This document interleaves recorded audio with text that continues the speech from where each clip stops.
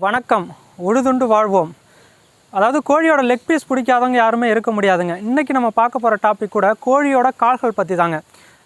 போன பதிவில் பார்த்தீங்கன்னா, போன வீடியோவில் வந்து நண்பர் பட்டாசு பால் அப்படின்னு சொல்லக்கூடிய ஒரு நண்பர் வந்து இந்த கோழியோட கால்களை பற்றி ஒரு வீடியோ போடுங்க அப்படின்னு சொல்லி கேட்டிருந்தாருங்க.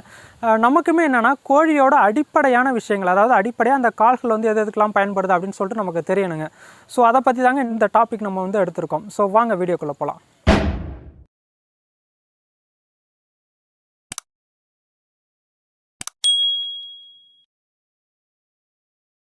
இப்போ பார்த்தீங்கன்னா, நம்ம பார்க்க போகிறது பார்த்தீங்கன்னா, கோழி கால்களோட நிறங்கள், அதாவது என்னென்ன கலரில் வந்து கோழி கால்கள் இருக்குது. நம்ம பார்க்க போகிற இந்த கால்களோட தகவல்கள் எல்லாமே பார்த்தீங்கன்னா, நம்ம சிறுவடையை மையப்படுத்தி தாங்க எடுத்திருக்கோம். அதாவது பார்த்தீங்கன்னா, மொத்தமே ஒரு 4 நிறங்கள் தாங்க அதிகமாக இந்த கோழிகளை மையப்படுத்தி வருது. அதாவது பார்த்தீங்கன்னா, நீங்கள் எந்த கோழிப்பனைகளை பார்த்துக்கிட்டாலும் இந்த 4 நிறங்கள் தான் அதிகமாக வரும். அது என்னென்ன அப்படின்னு பார்த்தீங்கன்னா வந்து கருப்பு நிறம், அடுத்தது பார்த்திங்கன்னா பச்சை, அடுத்தது பார்த்திங்கன்னா உங்களுக்கு வந்து மஞ்சள், வெள்ளை.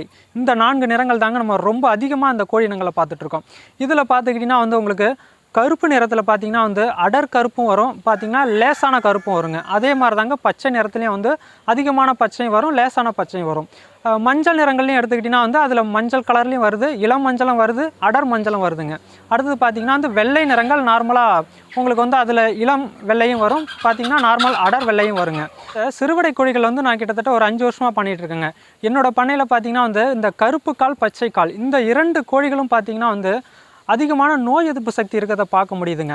அதாவது என்னோட பண்ணையில் ஒரு 100 கோழிகள் இருக்குன்னா கிட்டத்தட்ட ஒரு 15லேருந்து 20 கோழிகள் வந்து அந்த கருப்பு கால், பச்சை காலோட இருக்கிறத பார்க்க முடியுதுங்க.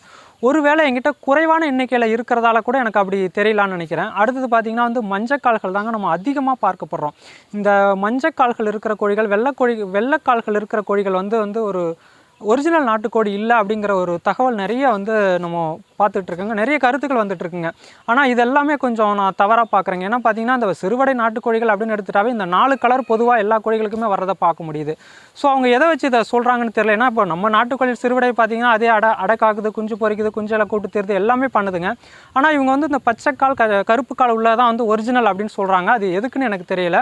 ஆனாலுமே பார்த்தீங்கன்னா ஒரிஜினல் நாட்டுக்கோழிகள் அப்படின்னாவே கண்டிப்பாக இந்த கலர் எல்லாமே வருங்க.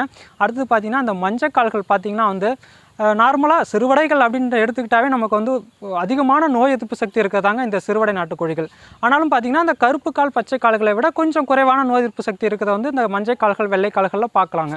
இந்த கால்கள் வந்து இந்த 4 கால்களை தவிர பார்த்திங்கன்னா சில கால்கள் வந்து பார்த்திங்கன்னா வந்து சிகப்பு புள்ளிகள் வச்ச கால்களை பார்க்க முடியுதுங்க, கருப்பு புள்ளிகள் வர்ற கால்களை பார்க்க முடியுதுங்க. ஸோ அந்த மாதிரி நிறைய டிஃப்ரெண்ட்டான கால்கள் நிறையவே இருக்குங்க. ஆனாலுமே பார்த்திங்கன்னா குறிப்பாக இந்த 4 கலரை மையப்படுத்தி தாங்க இந்த கோழி இனங்களை வந்து நம்ம பார்த்துக்கிட்டு இருக்கோம். இன்னொரு விஷயம் இதில் என்னென்னு பார்த்தீங்கன்னா வந்து சில கால்கள் வந்து இந்த பெட்டை கோழிகளுக்கு வந்து ரொம்ப லீனாக இருக்குங்க, அதாவது ரொம்ப ஒல்லியான கால்கள் இருக்கும். இந்த ஒல்லியான கால்கள் பார்த்திங்கன்னா வந்து அதிகமான முட்டைகள் இடக்கூடிய ஒரு கோழியாக நான் பார்த்துட்ருக்கேங்க. நிறைய ஆராய்ச்சிகளையும் இதை உண்மையாக நிரூபிக்கப்பட்டதாக சொல்கிறாங்க. அதாவது ஒல்லியான கால் எந்த கோழிகளுக்கு இருக்கோ அது வந்து பார்த்திங்கன்னா அதிகப்படியான ஒரு முட்டை இடும் அப்படின்ற மாதிரி சொல்கிறாங்க. எனக்கு நான் அது கண்கூடாக பார்த்துட்ருக்க ஒரு விஷயங்க. ஒரிஜினல் நாட்டுக்கோழியில் வரக்கூடிய இந்த 4 கலருமே வந்து கலப்பு நாட்டுக்கோழிகளில் வருமா அப்படின்னு சொல்லிட்டு நிறைய பேருக்கு டவுட் வருதுங்க. கண்டிப்பாக வருங்க.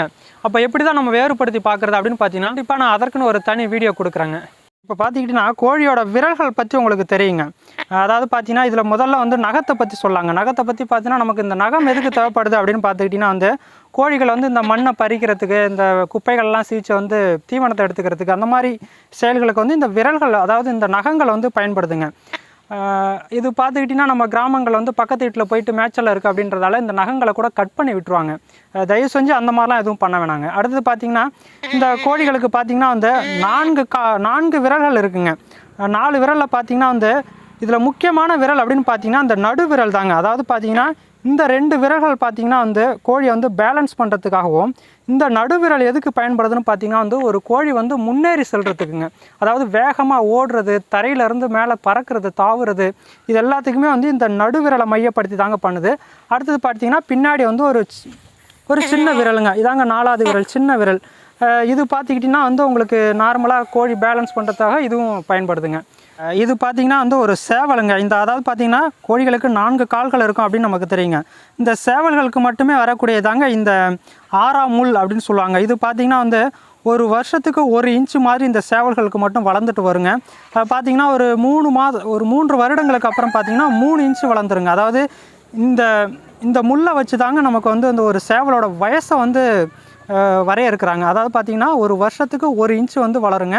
3 வருஷத்துக்கு அப்புறம் பார்த்திங்கன்னா 3 இன்ச்சு வந்துருங்க. அதுக்கப்புறம் பார்த்திங்கன்னா இது வந்து தானாகவே கொட்டிடுங்க. அதாவது தானாகவே கீழே விழுந்துடும். மறுபடியும் பார்த்திங்கன்னா அது வந்து முளைக்க ஆரம்பிக்குங்க. பட் அந்தளவு நம்ம சேவல்களை வச்சுக்கிறது இல்லைங்க. வயசாக பார்த்திங்கன்னா சேவல்களை வந்து விற்க ஆரம்பிச்சிருவாங்க. இது பார்த்திங்கன்னா கோழியோட பாதங்க. இந்த பாதம் பார்த்திங்கன்னா வந்து மற்ற உறுப்புகளை பாட்டிலும் இது வந்து ரொம்ப ரொம்ப ஒரு மென்மையாக இருக்குங்க. காரணம் என்னென்னு பார்த்திங்கன்னா வந்து கோழிகள் பார்த்திங்கன்னா நம்மளை மாதிரி செருப்புகள்லாம் போடுறது இல்லைங்க. இது பார்த்திங்கன்னா இந்த கல் முள் இது எல்லாத்துலேயுமே நடந்து போகக்கூடிய ஒரு ஜீவன் தாங்க. ஸோ அதுக்கு வந்து கால் வலிக்காமல் இருக்க கடவுள் எவ்வளோ ஒரு அற்புதமான ஒரு விஷயம் பண்ணியிருக்காரு பாருங்கள். பொதுவாக பார்த்துக்கிட்டிங்கன்னா கோழிக்கறி அப்படின்னாவே நம்ம எல்லாருமே வந்து அந்த லெக் பீஸுக்கு தாங்க விருப்பப்படுறோம். அப்படி என்ன தான் அந்த லெக் பீஸில் இருக்குது, அப்படி என்ன சத்துக்கள் இருக்குது அப்படின்னு பார்த்திங்கன்னா வந்து கால்சியம் தாங்க. கால்சியம் சத்துக்கள் வந்து அதிகமாக கோழியோட கால்களில் தாங்க இருக்குது. பார்த்திங்கன்னா அந்த முட்டையிடுற கோழிகள் பார்த்திங்கன்னா நம்ம அதுக்கு தேவையான கால்சியம் சத்து நம்ம கொடுக்கலன்னா அது என்ன பண்ணணும்னு பார்த்திங்கன்னா அதோட கால்களிலிருந்து அந்த கால்சியத்தை உறிஞ்சுதுங்க. அது கால் பகுதியிலேருந்து கால்சியம் சத்துக்கள் உறிஞ்சு தான் வந்து முட்டையிடுது. அப்படி முட்டையிடும் போது என்ன ஆகுதுன்னு பார்த்திங்கன்னா இந்த காலோட பேலன்ஸ் வந்து குறைய ஆரம்பிக்குதுங்க. ஸோ இந்த காலோட ஸ்ட்ரென்த்து குறையும்போது பார்த்திங்கன்னா வந்து இந்த கோழிகளை வந்து தள்ளாடுறதை பார்க்க முடியுது. அந்த செதில் மாதிரி வரும் பாருங்கள் காலில், அதெல்லாம் வந்து அதிகமாக படிகிறத பார்க்க முடியுதுங்க. ஸோ நம்ம எப்போதுமே பார்த்திங்கன்னா கோழிகளுக்கு வந்து முட்டையிடுற கோழிகளுக்கு கண்டிப்பாக கால்சியம் சத்து வந்து தொடர்ந்து கொடுத்துட்டு வரணுங்க. இது ரொம்ப ரொம்ப ஒரு முக்கியமான ஒரு தகவலுங்க. கோழி கால்கள் பார்த்திங்கன்னா வந்து நிறைய மீன் பண்ணைகள், பன்றி பண்ணைகள் இங்கே எல்லாமே வந்து அதிகமாக பயன்படுத்திகிட்டு இருக்காங்க. நம்ம ஹோட்டலில் போய் பார்த்திங்கன்னா கோழி காலுக்குன்னு ஒரு தனி பிரியர்கள் இருக்கிறாங்க. ஸோ அந்த மாதிரி நிறைய விஷயங்களுக்கு இதை வந்து பயன்படுறதா பார்க்க முடியுதுங்க. இன்னொரு கூடுதல் தகவல் என்ன அப்படின்னு பார்த்திங்கன்னா வந்து நம்ம அந்த ஒயிட் லகான் கோழின்னு சொல்லுவோம். அதாவது பார்த்திங்கன்னா நம்ம வீட்டில் வந்து நம்ம மளிகை கடையிலேருந்து வாங்கிட்டு வராங்க பார்த்திங்களா முட்டைகள், அது எல்லாமே வந்து ஒயிட் லகான் கோழிலேருந்து வரக்கூடிய அந்த முட்டைகள் தாங்க. அதாவது முட்டை கோழிகள் அதிகமாக பார்த்திங்கன்னா நம்ம நாமக்கல் உற்பத்தி ஆகிறத பார்க்க முடியுது. இந்த கோழிகள்லாம் பார்த்திங்கன்னா வந்து வருஷத்துக்கு கிட்டத்தட்ட ஒரு 300 முட்டைகள் வரைக்கும் அதிகபட்சமாக விட்டுட்டுருக்குங்க. ஸோ நம்ம நாட்டுக்கோழி 60 வருஷத்துக்கு 60 முட்டைகள் இடுற நம்ம நாட்டுக்கோழிக்கு வந்து நம்ம அதிகமான கால்சியம் கொடுக்கும்போது 300 முட்டைகள் இடுற ஒரு கோழிக்கு நம்ம எந்த அளவு கால்சியம் கொடுக்குறோம். ஸோ அந்த அளவு அவங்க கால்சியம் அதிகமாக கொடுக்கும்போது என்ன ஆகுதுன்னு பார்த்திங்கன்னா வந்து அந்த கோழியோட கால்கள், அதாவது முட்டையிடுற கோழின்னு பார்த்திங்கன்னா இந்த ஒயிட் லெகான்னு சொல்லக்கூடிய அந்த கோழியோட கால்களில் வந்து அதிகப்படியான கால்சியம் படிதுங்க. ஸோ இந்த அதிகமான கால்சியம் படிகிறதால என்ன பண்ணுறாங்கன்னா வந்து கடைசியில் பார்த்திங்கன்னா ஒரு 1.5 வருஷத்துக்கு அப்புறம் அந்த கோழி வந்து கறிக்கு போகும்போது பார்த்திங்கன்னா அந்த கால்களில் அதிகமான கால்சியம் இருக்கிறதால அந்த காலுக்குன்னு தனி டிமாண்ட் இருக்குங்க வெளிநாடுகளில். அங்கே என்ன பண்ணுறாங்கன்னா பார்த்திங்கன்னா அந்த வயதானவர்களுக்கு வந்து இந்த நம்ம வயசாயிட்டாவே வந்து எல்லாருக்கும் என்ன பண்ணுன்னா அந்த முட்டி வலிக்குது, கை கால் வலிக்குதுன்னு சொல்லுவாங்க. எல்லாமே வந்து கால்சியம் குறைபாட்டால் வர்றது தாங்க. ஸோ அந்த இடத்துல பார்த்துக்கிட்டிங்கன்னா உங்களுக்கு வந்து இந்த ஒயிட் லகான் கோழியோட கால்கள் பார்த்திங்கன்னா அதிகமான கால்சியம் இருக்கிறதால அதை வந்து சூப் வச்சு குடிக்கும்போது ரொம்ப சிறப்பாக இருக்குன்னு சொல்கிறாங்க. எவ்வளோ பெரிய ஒரு விஷயம் பாருங்கள். ஓகே நண்பர்களே, கோழியோட கால்கள் பற்றி ஓரளவு நம்ம இப்போது தெரிஞ்சிருப்போம். ஸோ அடுத்தடுத்த வீடியோக்குள்ளே இன்னும் நிறைய தகவல்கள் நான் சொல்ல காத்துட்ருக்கேங்க. நன்றி.